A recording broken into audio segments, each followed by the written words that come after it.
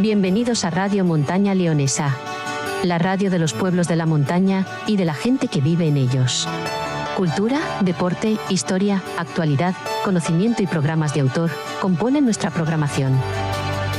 Hecha por personas que nos cuentan desde esta antena su conocimiento y experiencia. Estás en Radio Montaña Leonesa.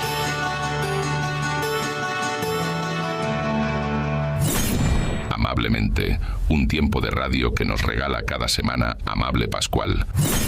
Amablemente, la historia genuina de las personas que hacen cosas y dejan huella. Todas las semanas en Radio Montaña Leonesa. Sí, no me lo has pedido, pero si quieres un consejo, no te lo pierdas. Amablemente, abrimos la puerta a un nuevo invitado. En nuestro programa número 54. Pues bienvenidos a una nueva edición de Amablemente. Hoy, bueno, también en directo, por Twitch, por YouTube, para todos los que nos estáis escuchando. Y hoy es un día de fiesta. Vamos a recordar como... Yo creo que es el primer día que grabamos en domingo. Y igual que cuando nuestras madres reservaban para el domingo las ropas de gala, pues hoy nos vestimos de gala. Hoy tenemos a una invitada que todo el mundo... Porque en otros programas guardamos el secreto, pero hoy no hemos podido guardar el secreto. Natibel Preciado, bienvenida. Muchas gracias. Estoy emocionada de verdad, pero de verdad digo porque anoche cuando llegué al lugar donde he dormido me empezó a funcionar la cabeza y no ha parado. Yo creo que he dormido bien, pero he soñado mucho y he estado pensando cómo es la vida, todo lo que queda aquí de todo lo que yo he vivido, que quedan muchas cosas, no quedan muchas personas, pero sí quedan muchas cosas y bueno, tendré que escribir mucho de esto que estoy viviendo. Ojalá. La verdad es que Toño ha decorado muy bien el apartamento turístico donde has dormido y te comentaba según veníamos que muchos de esos muebles que hay allí pues han sido testigos de cuando tú venías de niña, ¿verdad? Sí, yo los he tocado, yo recuerdo la máquina registradora, los tarros de farmacia, recuerdo a Piedad, recuerdo a todos sus hijos, los he visto después. Bueno, y al único que no conozco es a su nieto, que lo conoceré hoy, espero. Bueno, oye, para el que no lo sepa, porque bueno, aunque es de dominio público, ¿cuál es tu relación con Boñar? Pero bueno, cuéntanos la historia de tu tío, ¿no? La historia es que... ¿Por qué venías aquí? Claro, mi madre era de León, capital, y mi tío empezó a trabajar mi tío, el cuñado de mi madre, el marido de mi tía Sara, empezó a trabajar en la farmacia de Piedad Moro. Y todos los veranos pues nos veníamos aquí con mis primas y mi hermano y yo y mis padres y mis primos y bueno, pues conozco esto de todos los veranos, largos veranos de mi infancia. Veníamos 3 meses y de vez en cuando hacíamos una incursión al mar, a Gijón, pero vamos, este era nuestro territorio. Y claro, he pasado aquí pues no sé cuánto tiempo, porque realmente la infancia no es tan larga como parece, pero claro, el tiempo es muy relativo, como bien sabemos, y me marcó para siempre. Es un lugar que me ha marcado mucho. Tu tío, ya sabes que en los pueblos somos muy de apodos, era conocido como el regente, por aquello de que hacía la regencia como si fuera el reino de la farmacia, ¿verdad? Bueno, tuve ocasión cuando viniste ya hace 3 meses, en febrero, a presentar el libro a León, pues tuve ocasión de asistir a la presentación y comentaste muchas cosas de Boñar. La verdad es que, no sé, es como muy impactante para alguien de Boñar oír a una escritora hablar de Boñar. Entonces, yo quería comentarte, y permíteme, pues que te he cogido alguna frase de las que dijiste. Hablabas de muchos recuerdos de una niña en trenzas que iba en bicicleta, de Roy, el perro de Paulino Ordaz, de comer cangrejos, que ahora ya por aquí cangrejos pocos, de ir a Remellán. No lo sé, eso cómo se puede quedar, porque lo que dices tú, la infancia no fue tan larga y tampoco fueron tantos veranos, pero eso marcó tanto. Es que en esa etapa de la vida a la que he vuelto ahora por circunstancias familiares, ¿no? Pues en esa etapa de la vida a la que todos volvemos cuando somos mayores, pero que no interpreten que vuelvo por nostalgia o porque soy mayor y me acuerdo de la niñez. No, he vuelto para valorar por qué se me quedaron grabadas ciertas cosas. Porque esas primeras veces que yo aprendí a andar en bicicleta, a tener a Roy detrás de mí todo el día, que era mi primer perro adoptado, sí, exactamente, a pescar cangrejos en el río, las comidas en el soto, las incursiones leves, porque no subía del todo, a Pico Cueto. ¿Por qué todas esas cosas han formado parte de toda mi vida? Y entonces es porque las cosas que aprendes por primera vez o que de algún modo se te quedan grabadas, seleccionas, porque claro, habré vivido otras muchas cosas malas, pero se borran. Entonces eliges lo que va a ser el camino de tu vida. Yo me acuerdo, lo he aprendido después de escribir esta novela, que es como aprendo las cosas. Yo cuando escribo es para entender lo que está confuso o eso. ¿Por qué me impresionó tanto esas conversaciones que tuve sobre la infancia con mi hermano? Cuando me decía alguien, claro, porque tú eres animalista. Bueno, lo mío ahora se llama animalista, pero claro, yo era animalista cuando era niña, que no existía esa expresión. Vivíamos en la naturaleza, veíamos animales a todas horas, cogíamos un pueblo, sí. Claro, y entonces veíamos los cerdos, los burros, las gallinas, incluso el lobo. Todo eso es un aprendizaje muy importante en tu vida, se te queda grabado, aprendes a vivir con la naturaleza, y eso que yo he cultivado durante toda mi vida y he sentido en muchos lugares del mundo, lo aprendí aquí, lo aprendí en Boñar, lo aprendí en mi infancia y lo aprendí viviendo experiencias únicas, pues pescar ranas, hacer experimentos con renacuajos, en fin, se te queda grabado para siempre y te marca. La verdad es que todos los niños que hemos tenido la suerte de vivir nuestra infancia como yo y como tantos en los pueblos, pues yo creo que no nos cambiamos por nada de la zona urbana. Y aquellos que nos acompañabais en los veranos, que vivíais en zonas urbanas y venís aquí en vuestra infancia, yo creo que eso marca. Muchas veces piensas y dices, jolín, estos niños pequeños que están en las ciudades y que nunca llegan a tener este contacto, lo que se pierden, ¿verdad? Van a granjas, escuelas, acarician un burro, un pony y se vuelven a casa. No es lo mismo, es un aprendizaje de verdad muy profundo.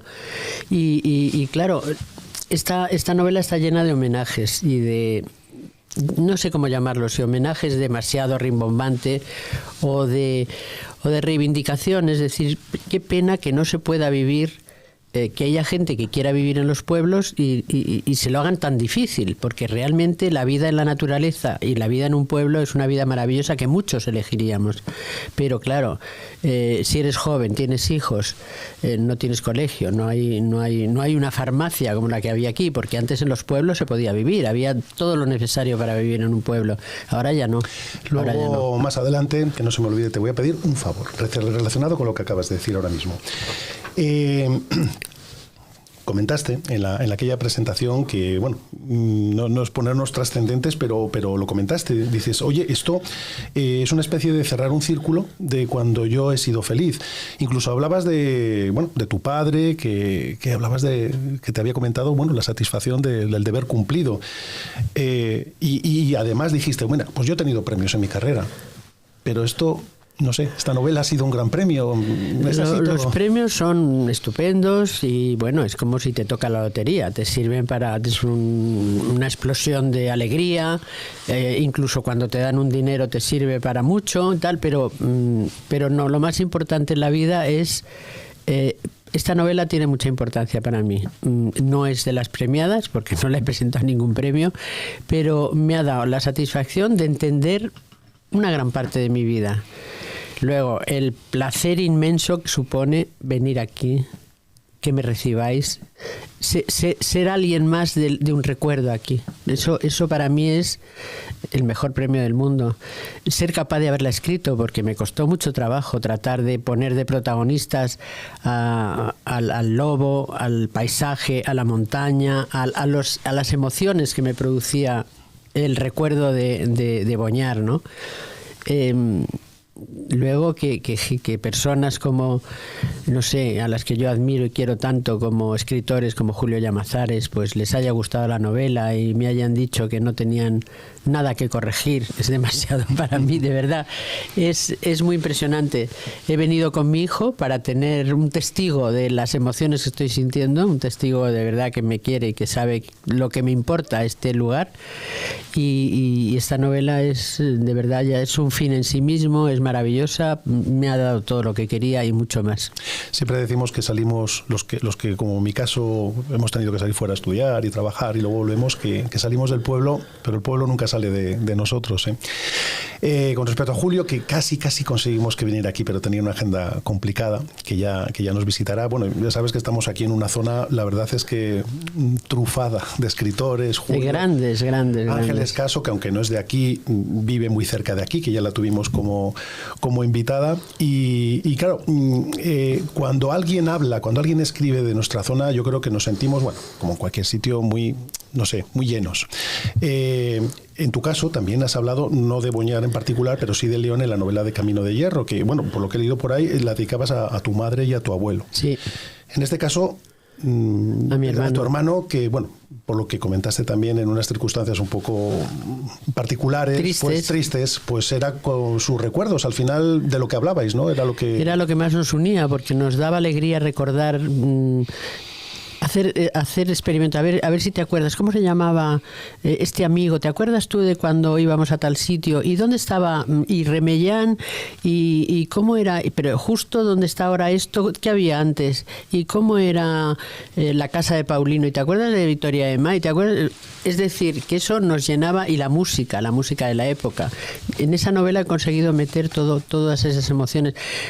Que no es nostalgia, insisto, no es melancolía, no es nostalgia, lo digo siempre porque lo he aprendido también después de muchas experiencias, es el capital que vas acumulando a lo largo de tu vida. Los recuerdos, las experiencias forman parte de lo más valioso que tienes en la vida, porque vale mucho más que las letras del tesoro, que los lingotes de oro, que una buena inversión. No se puede comprar. Es eso. Lo mejor de la existencia de una persona, ¿no? Y al final, ¿qué quieres dejar? Pues los buenos recuerdos. Yo lo digo siempre, lo repito, ya soy un poco...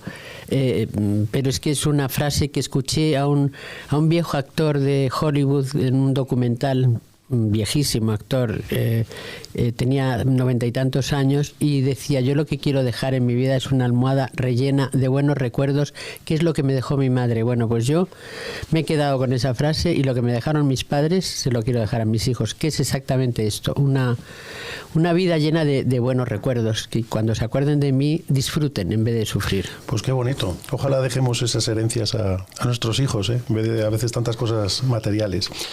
No sé, vamos a hablar un poco más del libro ya en concreto, porque no sé, oye, que podemos volver aquí a recordar el Boñar de entonces cuando haga falta.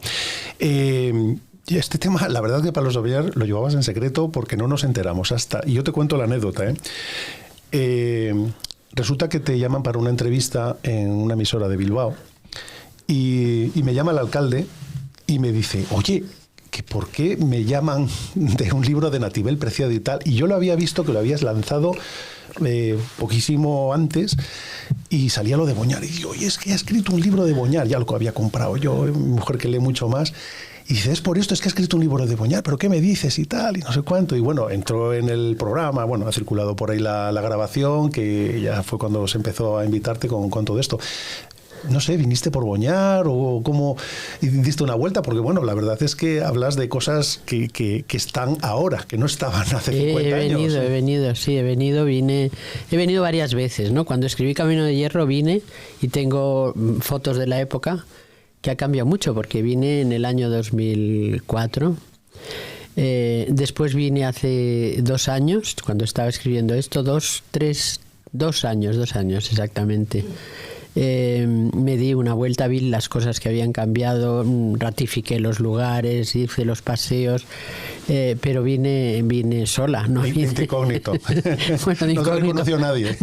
Nadie me conocía tampoco, pero sí he venido varias veces, y todo lo que cuento ahí pues está yo creo que muy contrastado. A lo mejor hay algún error. Yo le pregunto a Julio, ¿hay algún error? Y me decía, yo creo que no. Yo creo que no. Me corrigió 2 cositas que yo creo que no las han corregido, y eso que ya va por la 3ª edición. ¿Tercera edición?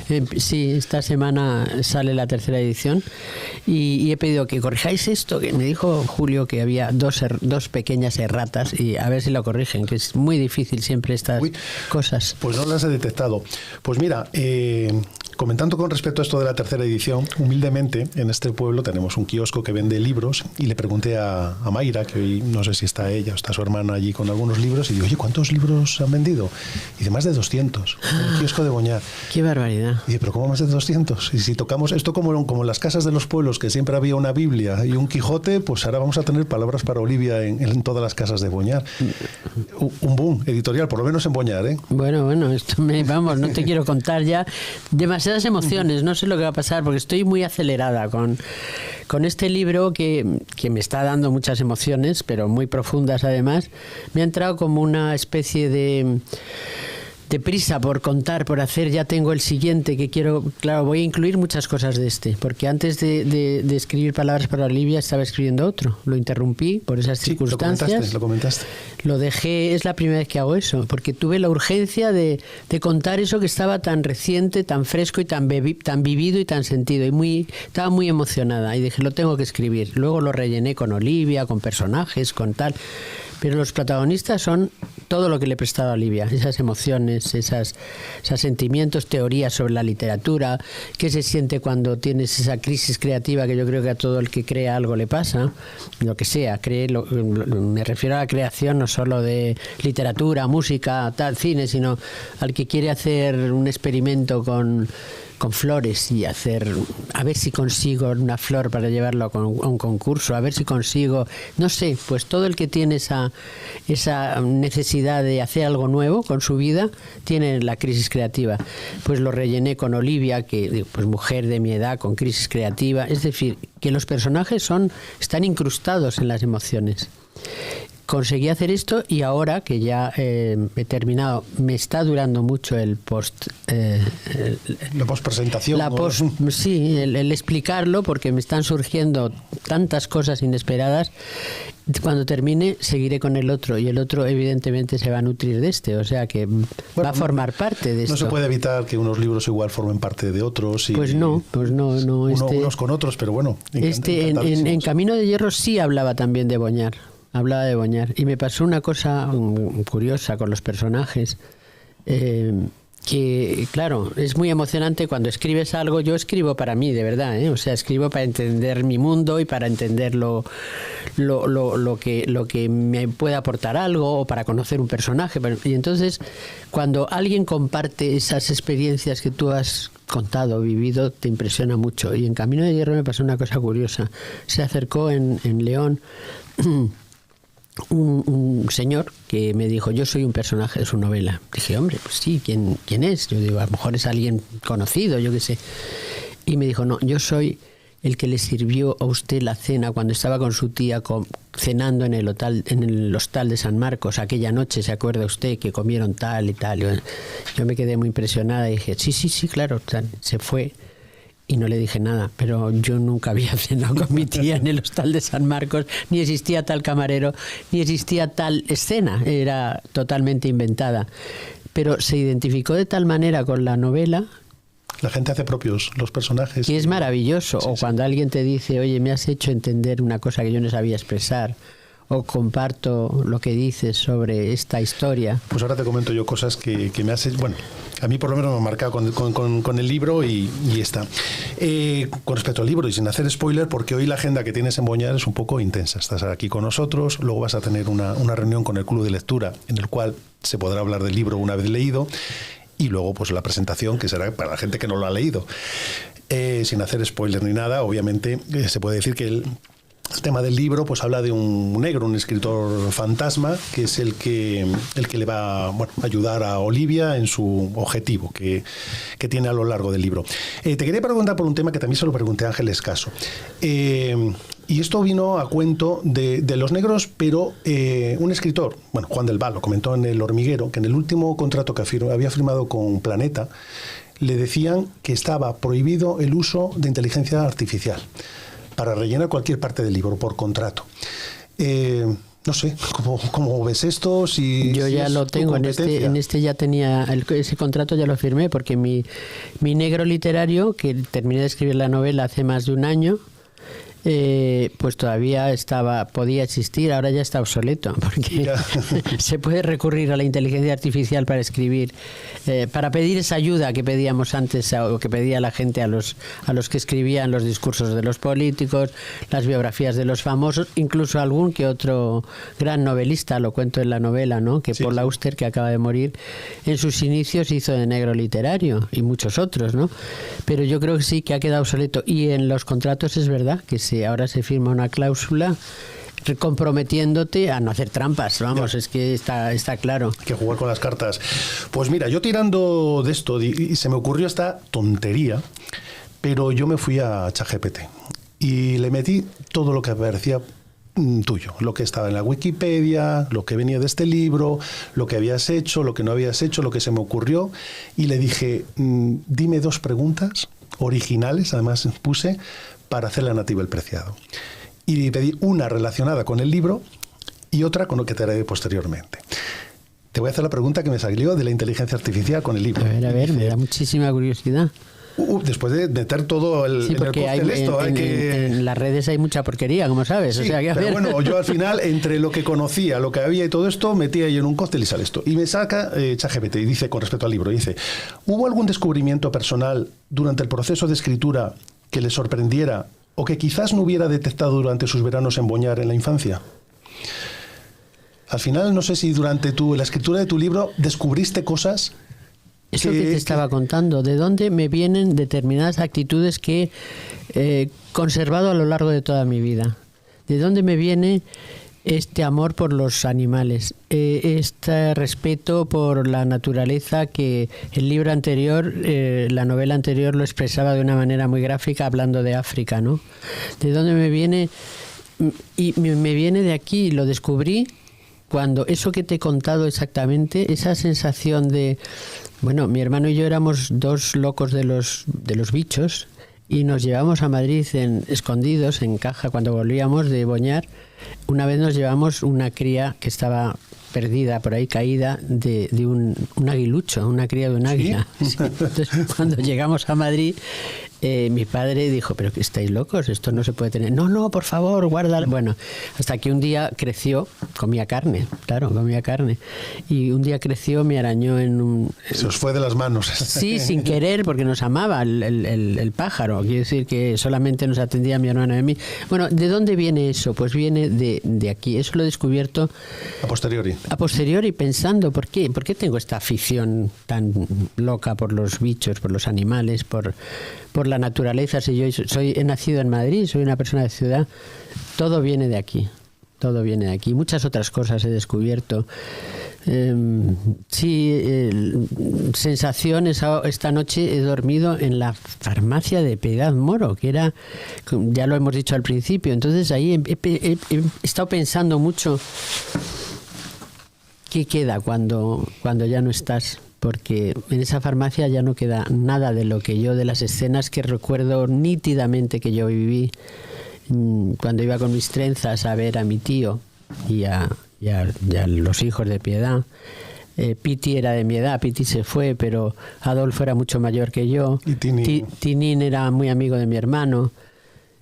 Me acuerdo de todos los tarros y solo quedan los tarros. ¿Y por qué quedan los objetos y no quedan las personas? Bueno, quedan los recuerdos, que es lo más importante. Sí, bueno, sí, pero aprendí muchas cosas escribiendo esa novela. Mira, yo en la novela pues te habrán hecho 25.000 preguntas de una cosa y de otra cosa, y yo pues te quiero comentar aquí unos flashes, y porque en realidad la novela es como si fueran 2 novelas entrelazadas, pasado, presente, hay personajes que coinciden en el pasado y el presente, pero tienes aquí unas perlas y relacionado todo con el paso del tiempo, con la edad, con la comparativa y todo esto. Y en un momento dices, siempre Olivia, dice todas estas cosas. Dice, la juventud siempre ha sido un escándalo, la madurez un aburrimiento y la vejez una humillación. ¿Esto tiene que ver con la edad física, con la mental, con todas? Es que la edad biológica a veces no coincide con la edad cronológica, pero en cierto modo la vida es así. La vejez es una masacre generalmente. Los que tenemos la suerte de llegar a la vejez en plenitud y sana como yo estoy, y con ganas de hacer cosas, y eso se puede acabar en cualquier momento. La vejez es la mejor época de la vida, si no fuera porque estamos al borde de la enfermedad y al borde de la muerte. Pero es cuando ya empiezas a entender la vida, empiezas a ser realmente independiente. Imagínate qué bonito es todo eso, lo que pasa es que te lo cortan de repente. Es una humillación cuando llega ese momento en el que todos esos sueños, que la jubilación es una cosa maravillosa. Yo no me he jubilado, pero ese momento de júbilo en el que ya tienes todo cumplido, tus hijos, tus nietos, tu carrera profesional, ya has demostrado lo que querías ser, sea lo que sea. Si tienes la suerte, por eso a mí me ha entrado esta aceleración vital, que es decir, oye, me tiene que dar tiempo a terminar muchas cosas, a disfrutar de esta etapa y a contar muchas cosas y a hacer muchas cosas. Estoy como trabajando más que a los 20 años, entonces es una etapa muy bonita, menos cuando surge esas cosas que no queremos que surjan, claro. Que no queremos que surjan, y la gente nos trata a la gente, a las personas viejas o enfermas, o bueno, no con el cariño que se merecen, o no con la dignidad que se merecen. Pues mira, otra también relacionada con el paso del tiempo. Y dices, bueno, en otro momento, dice Olivia que detestaba la adolescencia. Y aquí esta frase me encanta. Dice, sin embargo, añoraba la juventud que precedía la madurez. ¿Es el mejor momento de la vida? Esa juventud que precede la juventud es luminosa porque no te enteras te crees eterno, te crees fuerte, te crees poderosa, te crees que puedes con la vida, te crees que puedes con todo, y es una sensación de embriaguez que es muy emocionante. A mí la etapa que más me gusta de lo que he vivido, desde luego, es la madurez. Cuando he llegado a ser madura, es decir, cuando me he enterado bien de las cosas y he podido, la estoy alargando. O sea, yo es que, claro, no siento que la edad biológica coincide con la edad cronológica. Entonces, ahora es cuando, hace mucho tiempo ya, hace ya 10 años, yo creo que estoy disfrutando más de la vida que en ninguna otra época. Siendo más consciente de lo que disfruto. Pues fíjate, relacionado con esto que acabas de decir. En otro momento está en la nieve Olivia con Mauro disfrutando aquí y, bueno, estaban haciendo ahí jugando, lo que sea, y dice, fue un instante feliz, quizás el más feliz de sus vidas. Bla, bla, bla. Dice, porque es imposible valorar esos momentos cuando suceden, simplemente se viven. No sé si somos capaces de disfrutar el momento y esa posteriori cuando decimos, es que yo entonces era feliz. Yo me voy a poner un poco chula, que nunca me pongo chula, pero voy a decir una cosa. Creo que he tenido la suerte de ser conscientes de mis momentos felices. Por ejemplo, algunos veranos, cuando tenía vacaciones y me metía en el agua con mis hijos y disfrutaba tanto, decía, qué suerte tengo de ser una persona privilegiada, de estar disfrutando de estas vacaciones pagadas. He sido consciente, muchos se me han escapado, pero he sido muy consciente de los momentos felices. Es una característica que de verdad que la he sentido muchas veces y no todo el mundo lo siente, no todo el mundo es capaz de decir, oye, esto es un regalo de la vida, ¿no? Yo eso siempre, bueno, lo comento, y dicen, ¿tú cuándo has sido feliz? Y piensas, bueno, pues a los 18 años yo era feliz, siempre 30 años después, y dices, pero tú en ese momento pensabas que eras feliz, pues claro, no lo disfrutabas en ese momento. Pero es que no hay periodos tan largos, no son los 18 años, son momentos, sí. Son instantes de tu vida. La felicidad, decía Borges algo así como que él se conformaba con tener 1 minuto de felicidad al día, y eso es dificilísimo. Ojalá. Es dificilísimo. Entonces son instantes, y de esos instantes yo sí me acuerdo porque soy una maniática de escribir, y los tengo escritos. Tengo escritas, cuando por tienes ejemplo, un momento feliz, lo escribes para acordarte. Bueno, al cabo del tiempo digo, vamos a ver, de todo esto, ¿cuáles han sido los momentos felices de determinadas experiencias? Y lo escribo. Entonces están desperdigados por la literatura que escribo. O tengo las caídas, porque me he caído 10 veces en los últimos 15 años. Entonces también hay que acordarse de eso. Sí, para ver si te pasa algo. Porque... Pues fíjate, y relacionado, y es que esto no estaba preparado, la última cita con respecto al paso de la edad y los recuerdos. Y en otro momento también Olivia dice, tú no te das cuenta, pero cuando tienes mi edad eres consciente de ciertas cosas. Lo habla cuando está en Boñar. Bueno, lo dice, sé que nunca volveré a Boñar y tal. ¿Cuántas veces volveré? Decía Paul Bowles, a ver la luna llena. Decía, en El cielo protector, en la novela y luego en la película, que hay una escena maravillosa. Es verdad, empiezas a mirar y es mejor no hacer recuentos, porque no puedes ver las cosas indefinidamente. Entonces, eso te sirve también para disfrutar del momento, decir, oye, que esto a lo mejor no lo vuelves a ver. Y eso me pasaba de pequeñita. Me acuerdo que iba al trabajo de mi padre y miraba desde la ventana y se veía una zona de Madrid que recuerdo perfectamente. Yo era una niña de, 8 años, 9 años. Decía, a lo mejor esto no lo vuelvo a ver. Y eso me ha pasado siempre, y disfrutas más de decir, pues voy a aprovecharlo por si no lo vuelvo a ver, ¿no? Por si no vuelvo a ver la luna llena, por si no vuelvo a ver... Fíjate cuántas veces vemos imágenes de que alguien está disfrutando de algún momento y es prioritario grabarlo con el móvil en vez de verlo con tus propios ojos, no sé. Ya, pero eso ya es muy moderno. La mayor parte de mi vida no he tenido momento. Que ahora priorizamos el guardar el momento igual para otros, para enviarlo, que disfrutarlo tú. La pena es que yo no tengo muchas fotos, tengo algunas fotografías de Boñar emblemáticas, ¿no? Pero no tengo todas las fotos que yo hubiera querido tener de Boñar. Carmina me dio una maravillosa donde está toda mi familia en el central. Sí. La vi. Y es curioso porque llego aquí, cuando llego me acuerdo de ayer con Carmina, tuvo la amabilidad de traerme, llevarme y tal, y estuvimos hablando sin parar. ¿Te acuerdas? A ver, ¿y cómo se llamaba? Y me acuerdo de todo. El alcalde, el cura. El cura, don Remigio, me acuerdo mucho. Y me decía Carmen, ¿cómo sabes tú lo de la escena de la chica que se suicidó? Que por cierto era prima mía. Digo, pues es que lo he vivido, o sea, es que lo he vivido. Es que me acuerdo de don Remigio y me acuerdo de que se apagaba la iglesia. Yo no tenía nada que ver con eso, salía pitando, porque yo soy antimasoquista, y ponían una calavera. Y era una época un poco... Era una época un poco oscura. Y luego me acuerdo porque nadie se atrevía a pasar por la huerta donde se ahorcó aquella niña, y yo, que me creía muy valiente en esa época, pues me puse también tal y pasé. Y entonces estaba un acto de valor. Natibel, que va pasando el tiempo y quería comentarte más cosas. Del libro En Boñar y para los de Boñar vamos a comentar luego con el club de lectura y luego en la presentación.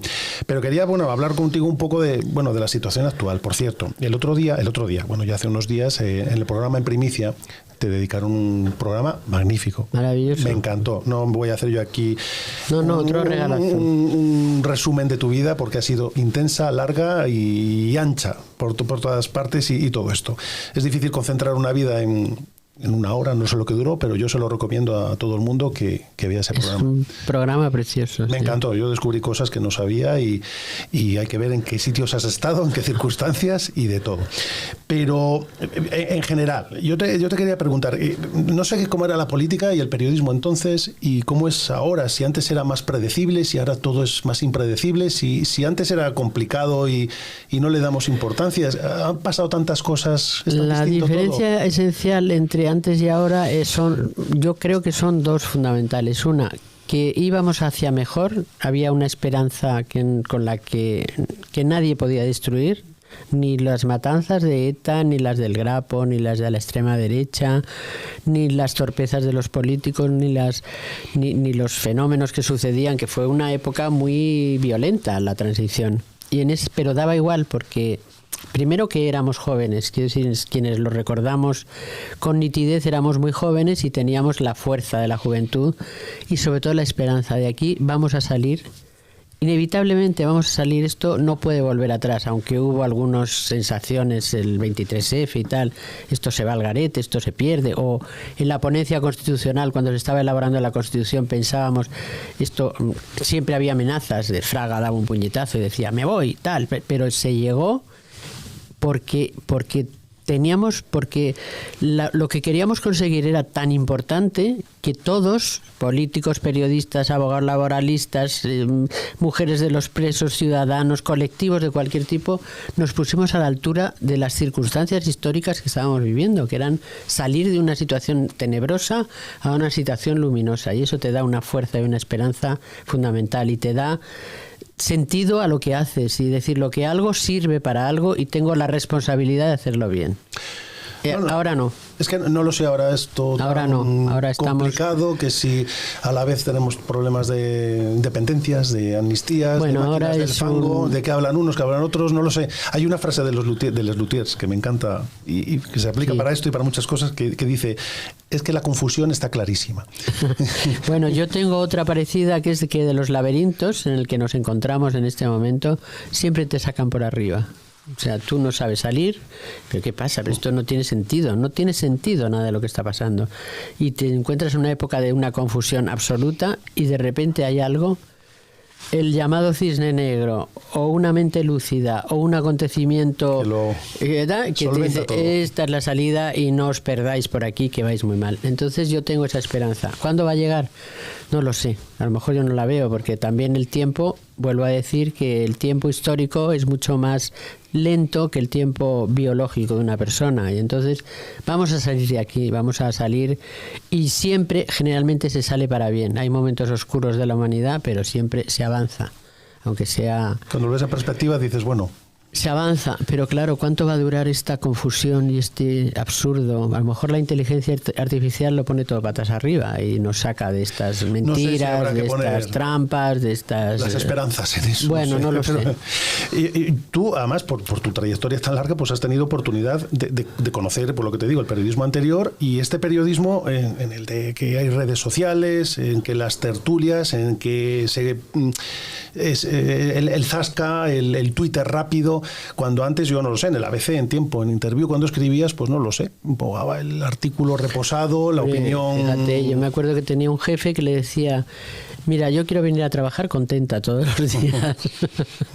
Y me dejaba, pero porque estaba contenta. Las entrevistas a veces tardaba 3 días en hacerlas, porque tenías que documentarte, y claro, ibas a la hemeroteca, hablaba con la gente del entorno y tal, y me decía, oye, rápido. Yo decía, o lo hago bien o no lo hago. Cosas de esas insólitas en ese tiempo, ¿no? Ahora no. Ahora eso es insólito, igual. Es totalmente insólito. Ahora es muy difícil que a un periodista joven, o como era yo entonces, o tal, le respetasen determinadas cosas, porque había unos valores que ahora no hay. Siempre decimos esas cosas, ¿no? Pero es verdad que estamos en una época en que se ha perdido el norte. No lo sé, yo es la forma de informarse, y yo empiezo por mis hijos. Mis hijos, la fuente de información es TikTok. Y dicen, claro, pero ¿cómo en 20 segundos puedes saber esto? Pero bueno, que no es que sean solo ellos, es muchas más personas. Además, tú fuiste un poco pionera con el tema, porque escribiste un libro allá por el 2012 de Si yo tuviera 100.000 seguidores, que yo no sé si también es un aviso a navegantes, a periodistas, a políticos, y dice, oye, que el suelo se está moviendo bajo tus pies, que es que esto está cambiando, aunque no quieras. Sí, yo quise ser muy consciente de que estaba cambiando y quería incorporarme a esa nueva época. Pero hay que incorporarse, o sea, hay que conocerlo, porque si quieres estar viva tienes que estar al tanto de las cosas, pero tomar cierta distancia y saber que la novedad no es siempre esencial, que a veces hay novedades erróneas. Y yo creo que ahora estamos en un periodo de novedades y de deslumbramientos que no van por el buen camino. O sea, que tenemos que fijarnos que hay un camino y luego hay desviaciones. A ver si conseguimos quitar las desviaciones de en medio. Como la selva. Es muy difícil. Te había dicho que le había preguntado a ChatGPT, ¿sí? Y esta es la otra pregunta que ha salido. Me da mucha curiosidad. Dice, si pudiera elegir un acontecimiento específico para volver a cubrir con la perspectiva y experiencia que tiene hoy, ¿cuál sería y por qué? Pues mira, volvería. Tuve una etapa en la que fui fui varias veces a países de Latinoamérica, fui a Argentina, a Paraguay y a Chile. Era el momento en que estaban cayendo la dictadura de Pinochet, el referéndum del no, que cayó. En Paraguay tuve también una experiencia porque estaban invirtiendo todos los dictadores en ese lugar. O sea, fui muy precipitadamente a cubrir determinadas, escribí de eso, pero escribí con poco conocimiento de causa. Me gustaría volver a cubrir toda esa zona que pasé muy de puntillas por ella. Estuve entrevistando al presidente Menem, rocé a Pinochet con su capa que pasaba por un sitio, estuve en Paraguay con esas dictaduras que se estaban desmoronando. Me gustaría volver a los lugares para saber por qué hemos vuelto a caer en el error. ¿Por qué hay un Milei en este momento? ¿Por qué, en fin, por qué hemos interrumpido ese proceso que yo vi caer y que todo estaba tan esperanzado? Porque es que nos puede pasar a nosotros, a Europa, que nos sentimos a salvo de tantas cosas. Yo recomiendo que se lea siempre a Stefan Zweig El mundo de ayer, donde dice, era todo tan estable, el imperio austrohúngaro, todos estábamos tan seguros de que aquí no podía pasar nada, pues pasa. Entonces, saber por qué está pasando aquello allí y por qué puede pasar aquí. Entonces, ser conscientes de los peligros que nos acechan y cómo podemos preservarnos de que podemos tener ese periodo de retroceso histórico, de bajón histórico. ¿Cómo se puede evitar? ¿Cómo se podría evitar? Porque es que es muy triste retroceder en el tiempo. Bueno, pues hasta aquí llega la colaboración de ChatGPT. Pues no está mal, ¿eh? En este programa, bueno. Al principio, que te dije, te voy a pedir un favor. Y cuando hablabas de los pueblos y todo esto. Y bueno, no sé si podrás hacerlo tú que, bueno, estás en tantas tertulias, programas, radios, y además no tiene que ver con los partidos políticos. Siempre en las tertulias pues habla de alta política, de estos líos que estábamos diciendo, para allá, para acá. Y aquí hay problemas en la montaña y en las zonas rurales. En el pueblo pues que no se solventan, que parece que están lejos. Y problemas tan básicos que se olvidan en las zonas urbanas, pues que no hay cobertura de móvil ni de fibra, que hay problemas con el transporte público. Tenemos aquí la línea de FEBE preciosa, pero que bueno, que no se acaba de resolver. Que un autónomo tiene que pagar aquí lo mismo que igual que en el centro de una gran ciudad, que un empresario paga los mismos impuestos cuando las circunstancias no son las mismas, que los médicos, que los colegios, que la educación, pues tienen que jugar con limitaciones. A ver si en alguna circunstancia de estas que puedas hablar, decir, oye, vamos a parar un poco y vamos a echar una ayuda a aquellos que están en las zonas rurales y en los pueblos, que la verdad estamos lejos de todas esas tertulias que habláis, ¿verdad? Sí, eso es, yo siempre digo que es lo esencial de la vida y que nos perdemos en la última frase del último político que ha dicho a ver si es más ingeniosa o menos que la anterior, pero es que Madrid es un agujero negro, lo absorbe todo, se cree el centro del mundo y se olvida de todo lo que hay alrededor. Entonces, en cuanto sales de Madrid empiezas a ver los problemas reales que tiene la gente, que no tienen nada que ver con ese circulito pequeño donde hay tanta endogamia y tanto pensamiento inútil y tanta sobreinformación que no vale para nada. Yo desde luego lo repetiré siempre que pueda y es la reivindicación de este libro, ¿no? Sí. En cierto modo. O sea que haré lo que pueda, que es muy poquito, como te puedes imaginar. Bueno, la suma de pocos y de gente como tú seguro que siempre se echa una mano. Esto, Natibel, Cipri lo tenemos callado, pero muy atento aquí. Él toma notas, él escucha y, sí, bueno. y no sé, seguro que tiene alguna cosa que contar. Bueno, a mí me toca un poquito hacer el contrapunto al final de lo que veo que pasa aquí, ¿no? Y hemos sido un poco endogámicos durante toda esta conversación porque la hemos llevado desde lo global, porque a todos nos afecta lo global, pero también lo cercano, donde estamos, ¿no? Porque tenemos esa responsabilidad, que estamos aquí, no estamos en Madrid y en Barcelona, pero también estamos en Madrid y en Barcelona. Y entonces pues yo he escrito un poquito sobre lo que yo creía que tenía todo esto alrededor, ¿no? Y digo así: pensar, soñar, imaginar que uno es o que camina a ser lo que su fuero interno le lleva a pensar que busca en el camino. desde la procesión, que como otras en el pasado siglo eran de todos los hombres y de pocas mujeres, tachadas entonces de locas, hoy algunas todavía también. Comenzando en el Falangista Arriba, pasando por ABC, el Diario de Madrid, la revista Interview y Tiempo, de la mano de los grandes de la radio en protagonistas, Hora 25, La Ventana, mientras va llenando platós de tertulias de todos los colores en un tono exento de crispación que, como ella dice, mantiene y la mantiene ante la voracidad y el exterminio de los medios de comunicación. Pocos, muy pocos se han atrevido a plantar cara a un todopoderoso ministro de Información y Turismo y han sobrevivido para contarlo. Y ahí la tienes, sin mácula ni herida de guerra, que si la tiene, la lleva elegante por dentro.